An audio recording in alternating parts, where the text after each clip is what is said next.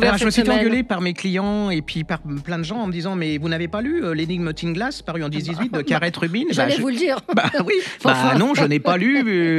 Mais écoutez, c'est formidable et tout. Donc, qu'est-ce que j'ai fait? Je les écoute. Donc, j'ai été lire et c'est absolument remarquable. Alors, en plus, c'est original, c'est que pour le même prix, vous avez 2 livres. C'est-à-dire que vous prenez face et après, vous le retournez. Et vous avez l'autre histoire, vous avez 2 histoires. Alors pourquoi? Parce que oui, alors je vous explique. Alors dans la première histoire, on est en 1881. Il y a un jeune médecin londonien qui débarque sur une île pour soigner son oncle qui est persuadé d'être empoisonné.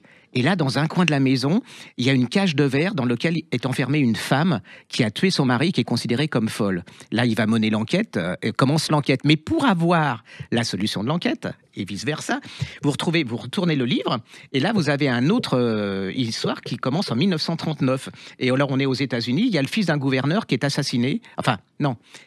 Qui est pendu, qui est retrouvé pendu, et on décide que, enfin, le médecin dit il s'est suicidé. Et son ami dit non, c'est pas possible, il s'est pas suicidé, et il mène l'enquête. Et pour avoir la solution, s'est-il suicidé? Pourquoi s'est-il suicidé?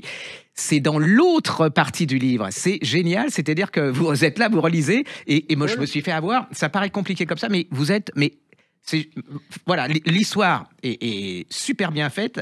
Le principe, je trouve ça absolument génial. Et à la fin, vous passez un moment. Voilà, et vous faites des économies parce que pour le prix d'un, vous avez deux livres qui ont la même histoire en fin de compte. Très bien. Alors, redites-nous le titre ça et l'auteur. Ça s'appelle L'Enigma Glass, c'est en 10-18 et l'auteur s'appelle Gareth Rubin.